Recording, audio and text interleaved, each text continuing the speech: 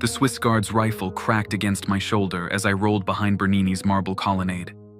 3 shots rang out from the Vatican's finest, but I was already moving. My name is Garrett Hoffman, and 60 seconds ago I'd been drinking espresso at a cafe near the Tiber, watching pigeons fight over breadcrumbs while tourists snapped photos of the fountain. Now I was running for my life through St. Peter's Square with a stolen keycard and the most dangerous secret in Catholic history. The keycard had cost me 3 months of undercover work and a favor I'd never be able to repay. Phoenix Martinez had infiltrated the Vatican's administrative offices as a cleaning contractor, spending weeks mapping security protocols and guard rotations. The card belonged to Cardinal Tony, one of only 12 people with access to the Basilica during lockdown periods. "Phoenix, you copy?" I whispered into my earpiece while sprinting between tourists who scattered like startled pigeons. "Loud and clear, Garrett.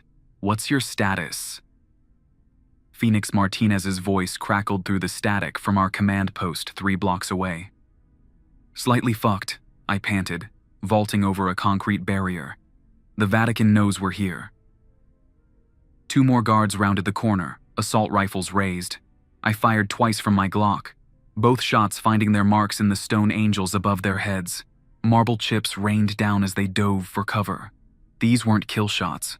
We weren't here to murder anyone. We were here for answers.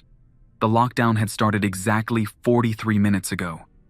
Every 66 years, like clockwork, the Vatican sealed St. Peter's Basilica for routine maintenance.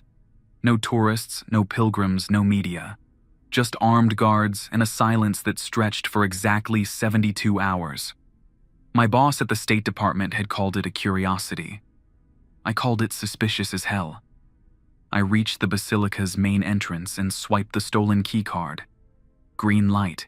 The massive doors swung open with a pneumatic hiss that seemed to echo from the building's very bones. Inside, the cathedral lay empty except for scaffolding and tarps covering various artworks. Everything looked normal, too normal. "I'm inside," I radioed to Phoenix. "Good. Remember, you've got 66 minutes before the real security protocols kick in. Whatever they're doing in there, it happens fast." I moved deeper into the Basilica, my footsteps echoing off the marble floors. The famous dome towered above me, but something felt different about the space. The acoustics were wrong. Every sound seemed to bend and twist in ways that made my ears itch. That's when I spotted Dr. Camden Walsh. He was crouched behind the main altar, wearing the same black tactical gear as me. His graying beard was streaked with dust, and his usually perfect hair looked like he'd been running his hands through it for hours. Walsh was supposed to be dead. I'd watched his helicopter crash into the Mediterranean 6 months ago. "Walsh!" I called out, raising my weapon. He looked up and I saw something in his eyes that made my stomach drop. Not fear, not surprise, relief. "Garrett, thank God you're here." He stood slowly, hands visible. "We don't have much time. You're supposed to be dead. I was supposed to be a lot of things." He gestured to the scaffolding around us. "But right now, I'm the only person who knows what happens every 66 years, and why the Vatican would kill to keep it secret." More footsteps echoed from the entrance. Our conversation was about to get interrupted. "Talk fast," I said, keeping my gun trained on him while scanning for cover. Walsh pointed to a section of scaffolding near the Pietà. "There's a hidden elevator behind Michelangelo's sculpture. It goes down 12 levels to chambers that don't exist on any blueprint. The Vatican built them in 1506, the same year they started construction on this basilica." "What's down there?" "Something they found buried under the original St. Peter's tomb. Something that's been growing for 2,000 years." The guards were getting closer. I could hear their boots on marble, their radio chatter in rapid Italian. Walsh grabbed my arm. "Every 66 years it tries to break free. The Vatican has to perform a ritual to keep it contained. But this time..." He shook his head. "This time something's gone wrong." "How wrong?" "The kind of wrong that could end civilization." I lowered my weapon. "Show me." We sprinted to the Pietà. Walsh leading me around the scaffolding to a panel hidden behind the sculpture's base. He pressed his palm against what looked like solid marble, and a section slid away to reveal a sleek elevator shaft. "Biometric lock," he explained as we stepped inside. "I've been planning this for decades." The elevator descended smoothly, floor indicators counting down past the official basement levels. B1, B2, B3, all the way to B12. When the doors opened, we stepped into a corridor that looked nothing like the Renaissance splendor above. These walls were older, much older. The stone blocks were massive, fitted together with Roman engineering that had lasted 2 millennia. But carved into every surface were symbols that predated Christianity by centuries.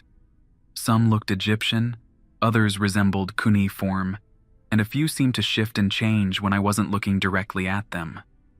The air down here was different too. Thicker. It carried a metallic taste that coated my tongue and made my sinuses burn. Emergency lighting strips had been installed along the corridors, but they cast strange colors. Blues and greens that made everything look like we were walking through an aquarium. My boots echoed differently on these ancient stones than they had on the marble above. The sound was muffled, absorbed, as if the walls were listening. We passed several side chambers, each one sealed behind modern steel doors with biometric locks. Through reinforced windows, I caught glimpses of artifacts that belonged in museums. Golden tablets covered in hieroglyphs, stone sculptures that looked like they'd been carved by hands that weren't entirely human, and shelves lined with scrolls that were probably older than written history. "What is all this stuff?" I asked. Walsh didn't slow down. 2,000 years of collection. Every time they've found something connected to the sleeper, they've brought it here, studied it, cataloged it, tried to understand what they were dealing with. And they learned just enough to be terrified. The first pope, St. Peter himself, was buried above this place for a reason, Walsh explained as we walked deeper into the tunnels. He wasn't just hiding from Roman persecution. He was standing guard. We reached a massive chamber carved from living rock. In the center sat a circular pool filled with what looked like water, but when I knelt beside it, I could see it was perfectly clear glass. And beneath the glass, "Jesus Christ," I whispered. "Close," Walsh said grimly, "but not quite." The thing under the glass was enormous. At first glance, it looked like a tree, a massive root system spreading out in all directions. But as my eyes adjusted to the strange light emanating from the glass itself, I could see that the roots were actually something else entirely. They pulsed with their own rhythm, like a heartbeat made visible. And at the center, where a trunk should be, was something that might have once been human. The scale was hard to comprehend. The pool was at least 50 feet across, and the thing filled every inch of it. Individual appendages were thicker than my torso, branching and rebranching in patterns that hurt to follow. The surface of each tendril was covered in what looked like scales, but when I squinted, I could see they were actually tiny faces, thousands of them, pressed into the organic surface like coins in wet cement. Some of the faces looked Roman, with the distinctive features I'd seen on ancient statues. Others appeared more modern, medieval, Renaissance, and even some that could have belonged to people from the last century. All of them had their eyes closed, but their mouths moved constantly, as if they were all trying to speak at once. "The faces," I whispered. "Are those everyone who's ever been fully absorbed by its influence?" Walsh said grimly. "The Vatican's records go back to the 3rd century. Occasionally, someone would get too close, stay too long during the containment rituals. They'd become part of the collective. The central mass, the thing that might have once been human, was even more disturbing. It was roughly the size and shape of a person, but stretched and distorted like reflection in a funhouse mirror. Arms that were too long, a torso that curved in directions human spines couldn't bend, and a head that was both too large and somehow folded in on itself. When it shifted position, I caught a glimpse of what might have been an eye opening somewhere in that twisted anatomy. It was looking directly at me. What is it? The Vatican calls it the sleeper. According to their records, it was already here when the Romans built their first settlement. It's been dormant for centuries, but every 66 years, it stirs, tries to wake up fully. I stood up, my knees shaking. And the ritual keeps it asleep? Used to, but look at this. Walsh pointed to hairline cracks spreading across the glass surface. The containment is failing, has been for decades. Each cycle, it gets a little stronger. This time, a deep vibration ran through the floor beneath our feet. The thing under the glass shifted, and I swear I saw what might have been an eye open somewhere in that mass of organic architecture. This time it might actually wake up, I finished. And if it does, every human being on the planet dies within 48 hours. Another vibration, stronger this time. Dust rained from the ancient ceiling, and the cracks in the glass spread wider. How do we stop it? Walsh pulled a leather journal from his tactical vest. I've been studying the Vatican's records for 30 years. There is a way, but it requires... He hesitated. It requires someone to take its place. What do you mean? The sleeper feeds on human consciousness. It's been sustaining itself on the collective unconscious of Rome's population for 2,000 years. But it's not enough anymore. The world has too many people now. Too many minds for it to influence while staying dormant. The vibrations were coming regularly now, like breathing. Whatever was down there was definitely waking up. So what's the solution? Someone has to go into the glass, become part of its dream, channel its hunger into a single human consciousness instead of letting it loose on the world. I stared at him. You're talking about suicide. I'm talking about sacrifice. The person who goes in becomes the new guardian. They don't die, they just change, become something else, something that can keep it sleeping for another few centuries. A crack like thunder split the air, and a section of the glass wall shattered completely. Dark fluid poured out, and the smell hit us like a physical blow. It smelled like copper and ozone, and something else, something organic that had been rotting for millennia. The sleeper was definitely waking up. We need to get out of here, I said, grabbing Walsh's arm. No, you don't understand. Once it's fully awake, nowhere on Earth will be safe. It doesn't just kill people, it changes them, turns them into extensions of itself.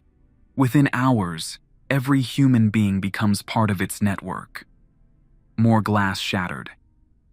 The thing in the pool was definitely moving now, those root-like appendages stretching toward the surface. And I could swear I heard something like singing. A wordless melody that made my teeth ache. How long do we have? Walsh checked his watch.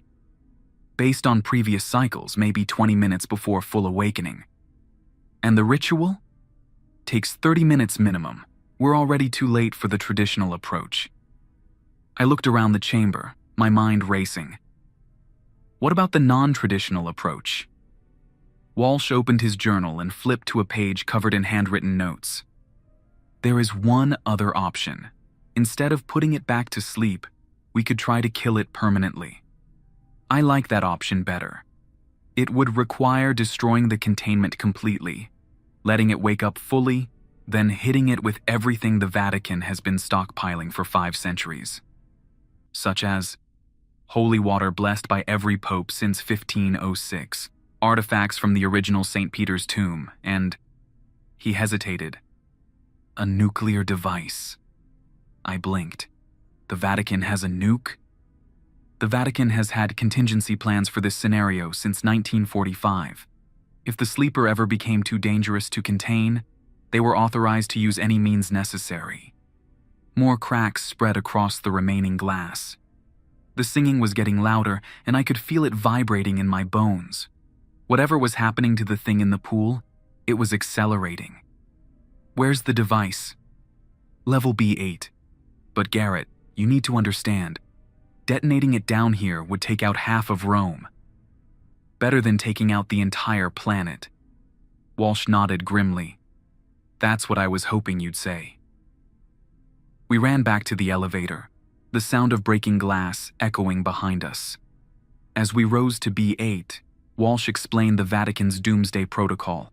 For centuries, they'd been preparing for the possibility that the sleeper might become too powerful to contain. The nuclear option was always their last resort. The device is hidden inside a replica of St. Peter's tomb, Walsh said as we stepped into another ancient corridor. It's been armed and ready for 60 years. All we need to do is activate the timer. We found the tomb in a small chamber lined with religious artifacts. It looked exactly like the tourist version upstairs, except this one had a modern digital interface hidden behind the stone inscription. How long can we set the timer for? I asked. Minimum is 10 minutes, maximum is 48 hours. I thought about the distance to the surface, the guards between us and freedom, and the fact that Phoenix was still waiting for my report. Set it for 20 minutes. That gives us time to get clear and warn everyone. Walsh's fingers flew over the digital controls. Done. 20 minutes and counting. A new sound echoed up from the depths below us, a roar that seemed to come from everywhere at once. The sleeper was definitely awake now. Move, I said. We sprinted for the elevator, but when we reached it, the car was gone. Someone had called it to another floor. Stairs, Walsh said, pointing to a narrow stone staircase I hadn't noticed before. We climbed 12 flights of ancient steps, my lungs burning and my legs cramping. Behind us, the roaring was getting louder. Whatever was happening in the deep chambers, it was spreading upward. We burst through a door into the main basilica, just as my earpiece crackled to life. Garrett, where the hell are you? Something's happening in the city. People are acting strange. I looked out through the basilica's windows and saw crowds of people in St. Peter's Square moving in perfect unison, all facing the same direction, all completely silent. Phoenix, get everyone out of Rome. Right now. What's going on? The thing we came to investigate? It's awake, and we've got 18 minutes before this whole area becomes a crater. Walsh grabbed my arm. We need to get to the roof, the helicopter pad. There's a helicopter pad? Emergency evacuation protocol. If the containment ever failed, key personnel were supposed to evacuate via air. We ran through the empty basilica, our footsteps echoing off the walls. The singing from below was getting louder, and I could feel it affecting my thoughts. Images flashed through my mind, things I'd never seen, places I'd never been, faces I didn't recognize. The sleeper was trying to establish a connection. Don't listen to it, Walsh warned, apparently experiencing the same thing. It's trying to map our consciousness. We found a service elevator that took us up to the roof. When the doors opened, we stepped out into brilliant sunlight and the sound of helicopter rotors. A Vatican security team was already loading equipment into a military transport chopper. When they saw us, several guards raised their weapons. It's okay, Walsh shouted over the rotor noise. I'm Dr. Camden Walsh, Special Envoy to the Holy See. This man is with me. One of the guards, a stern-faced woman with captain's insignia, approached us. Dr. Walsh, you're supposed to be dead. That was temporary. Captain, we need immediate evacuation. The containment has failed. Her face went pale. Full protocol? Full protocol. 20-minute countdown. She nodded and waved us toward the helicopter. Move, move, move. We strapped ourselves in as the chopper lifted off. Through the windows, I could see St. Peter's Square filling with more people, all moving with that same eerie coordination. The sleeper's influence was spreading. Garrett, Phoenix's voice crackled through my earpiece. I'm seeing mass behavioral changes across the city. What did you find down there? Something that's been asleep for 2,000 years. We woke it up, but we also set a timer to make sure it goes back to sleep permanently. What kind of timer? I looked at Walsh, who was checking his watch. 15 minutes remaining. The kind that glows in the dark. Through the helicopter's windows, I watched Rome spread out below us. Millions of people, all going about their daily lives, completely unaware that their world was about to change forever. In 15 minutes, they'd either be free of the sleeper's influence forever, or they'd all be dead. I thought about the people in my life. My sister Dakota back in Colorado, my partner Sienna at the State Department, my old college buddy Bryce, who'd probably never even heard of the Vatican. They were all depending on a decision I'd made in an underground chamber while something older than Christianity tried to eat my thoughts. Walsh leaned over and shouted over the helicopter noise. Second thoughts? I looked back towards St. Peter's Basilica, now a tiny dot on the landscape. Ask me in 14 minutes. The helicopter banked sharply to the east, carrying us away from Rome as fast as its engines could manage. Below us, the city continued its normal rhythm, completely unaware that their ancient guardian was about to wake up from a 2,000-year nap. Captain Rivera was pushing the aircraft to its limits. I could feel the strain in the engine vibrations, hear it in the way the rotors cut through the air. The instrument panel showed we were flying at maximum rated speed, but it still didn't feel fast enough. Through the side windows, I watched the Italian countryside blur past. Ancient farmhouses, vineyards, small towns where people were probably sitting down to lunch. All of them blissfully unaware that their world was balanced on the edge of a knife. Garrett! Phoenix's voice crackled through my earpiece with an urgency I'd never heard before. I'm monitoring emergency frequencies across the city. This is bigger than we thought. How much bigger? I'm picking up reports from hospitals about patients experiencing simultaneous seizures. Air traffic control says pilots are requesting emergency clearance to land in Rome, but they can't explain why. And the police are getting calls about mass gatherings in every major square in the city. Walsh was staring at his journal, his face pale. It's not just St. Peter's Square. The sleeper's influence is spreading through the city's entire population. I looked down at Rome, spread out like a map below us. From this height, the city looked peaceful. Beautiful even. The Tiber wound through it like a silver ribbon, connecting ancient neighborhoods to modern districts. But if Phoenix was right, every person down there was slowly falling under the influence of something that had been dreaming of freedom for 2 millennia.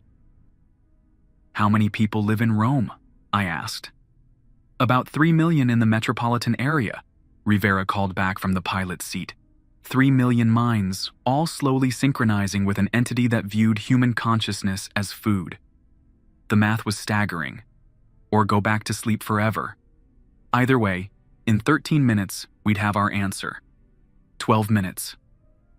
The helicopter's radio crackled with emergency broadcasts from across Rome. Reports of people walking into traffic, abandoning their cars, leaving their children standing alone while they wandered toward St. Peter's Square. The sleeper's influence was spreading faster than we'd anticipated. Captain Rivera, Walsh shouted to the pilot. How far are we from the minimum safe distance? 8 kilometers and climbing, sir. Should be clear of immediate blast radius in 90 seconds. I watched the city shrink below us and tried not to think about the families down there. The couples having lunch, the kids playing in parks, the tourists taking selfies in front of fountains. In 11 minutes, they'd either return to normal or become part of the crater. Phoenix, status report, I called into my earpiece. Garrett, it's getting worse. I've got visual on St. Peter's Square and there are maybe 50,000 people just standing there. Not moving, not talking, just waiting. Walsh checked his watch again. 10 minutes. The device should detonate in exactly 10 minutes. That's when Captain Rivera's voice cut through the helicopter noise with the kind of urgency that makes your stomach drop. Sir, we've got a problem. I'm reading multiple aircraft approaching Rome from all directions. I looked out the window and saw them. Commercial airliners that had diverted from their flight paths, military jets, private helicopters, everything with wings converging on the city like metal moths drawn to flame. It's calling them, Walsh said grimly. The sleeper isn't just affecting people on the ground. It's reaching out through air traffic control, pilot consciousness. Anyone connected to getting people to Rome. Can we stop them? Not without shooting down civilian aircraft. Captain Rivera's voice was tight with controlled panic. Sir, I count at least 40 incoming flights. If they all land or crash in the city? How many people? I asked. Tens of thousands. Maybe more. I did the math. 10 minutes until detonation. 50,000 people already in the square, plus however many passengers were currently flying toward Rome. The numbers made my head spin. Walsh was studying his journal again, flipping through pages of handwritten notes. There might be another way. Talk. The sleeper feeds on consciousness, but it also broadcasts through it. If we could find a way to amplify the nuclear detonation through its own network. You mean use the people it's controlling as conductors? Exactly. Instead of just destroying the physical entity, we could send the blast through its mental connections, kill it across its entire influence range. Captain Rivera called back to us. 6 minutes to minimum safe distance, but those aircraft are going to start landing in 4 minutes. I looked at Walsh. How do we amplify the blast? He pointed to a section in his journal covered with technical diagrams. The Vatican has been studying this thing for centuries. They've got broadcast equipment in the Basilica's bell towers, originally designed to disrupt the sleeper's mental influence during the containment rituals. Can we reverse it? Instead of blocking its signal, boost our own? In theory, yes. But someone would have to get back to the Basilica and manually override the system. I looked out at the city, then at the helicopter's controls. How hard is it to fly one of these things? Walsh stared at me. You can't be serious. Captain Rivera, can you put this bird on autopilot and hover at minimum safe distance? Sir, I cannot recommend. That wasn't a recommendation request. She hesitated, then nodded. Yes, sir. But if you're thinking what I think you're thinking, you've got maybe 6 minutes to get in, override the system, and get clear before detonation. How long to fly back to the Basilica? 3 minutes in this bird. That left 3 minutes to find the broadcast equipment, override the system, and somehow escape before a nuclear device turned the area into a glass crater. Not great odds, but better than letting the sleeper wake up fully.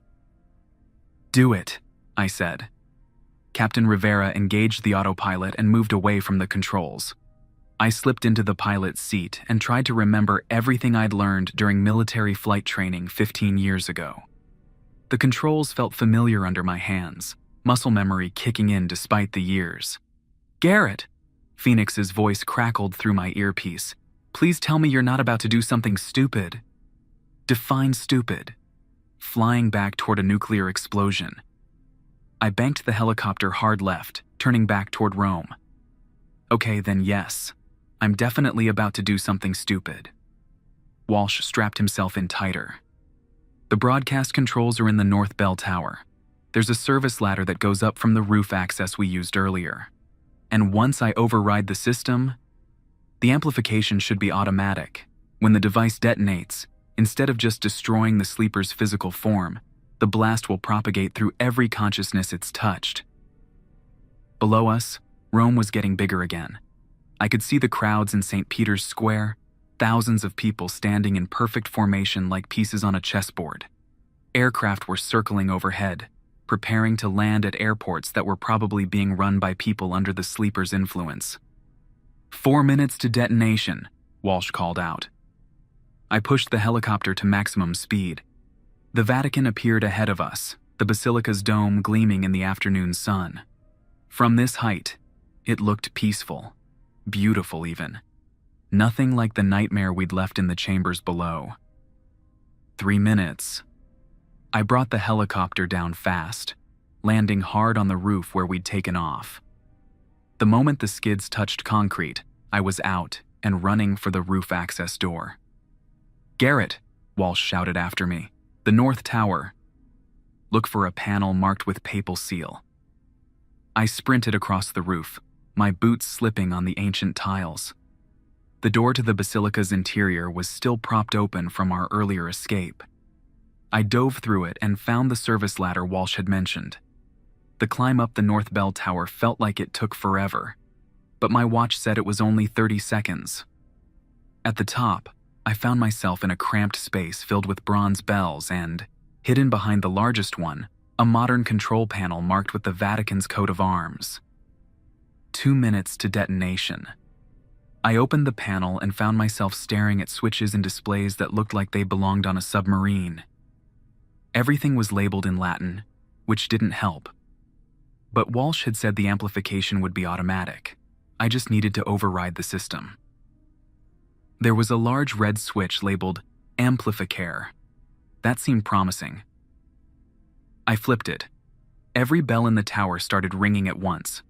The sound was deafening, but underneath it I could hear something else. A low humming that seemed to come from the air itself. The broadcast system was working. 1 minute. I started climbing back down the ladder, but halfway down I realized I wasn't going to make it. Even if I ran at full speed, I'd still be inside the blast radius when the device went off. That's when I heard Phoenix's voice in my earpiece. "Garrett, I've got a visual on you from the south. There's a zip line running from the bell tower to the colonnade. Maintenance line for working on the dome." I looked out the tower window and saw it. A steel cable running from my position to a point on the far side of the square. It was definitely within the blast radius, but it was also moving away from ground zero. 30 seconds.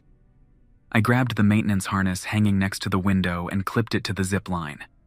Through the window, I could see the crowds in the square starting to look up, their synchronized movement finally broken. The amplification was working. The sleeper's control was wavering. The harness was designed for maintenance workers, not emergency escapes. The straps were worn and the buckles protested as I tightened them with shaking hands. Through the window, St. Peter's Square looked impossibly far away. The zip line stretched across hundreds of feet of empty air, a thin steel cable that would either carry me to safety or drop me into the blast zone. 20 seconds. I took a deep breath and looked down one last time.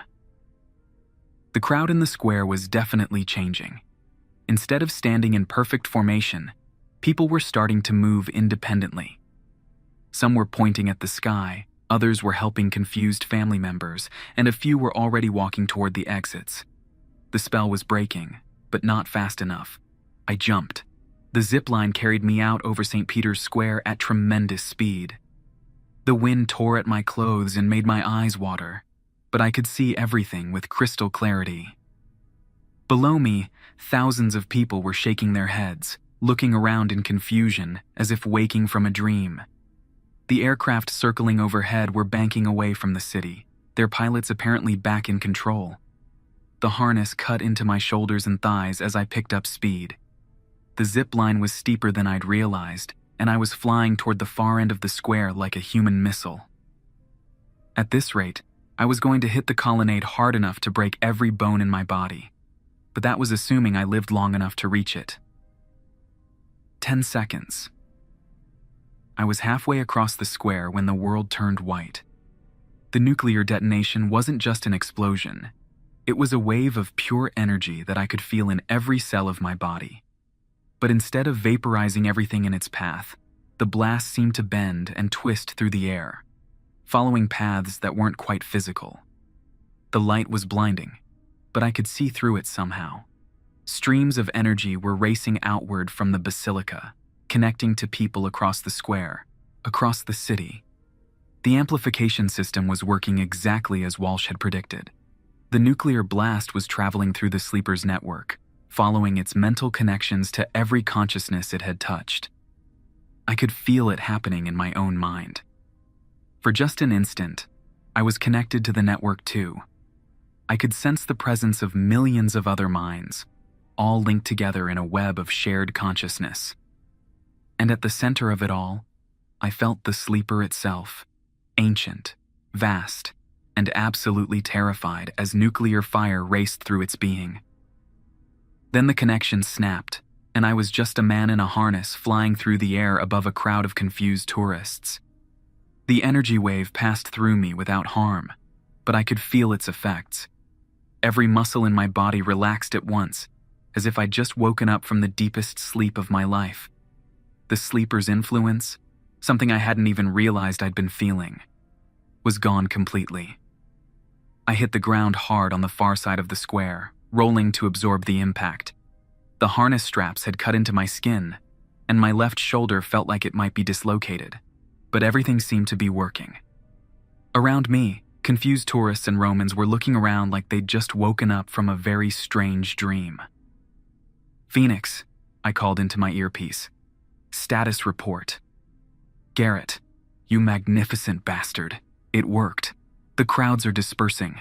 Aircraft are returning to normal flight patterns. Whatever you did, it killed the signal." I stood up slowly, checking for broken bones. Everything seemed to be working.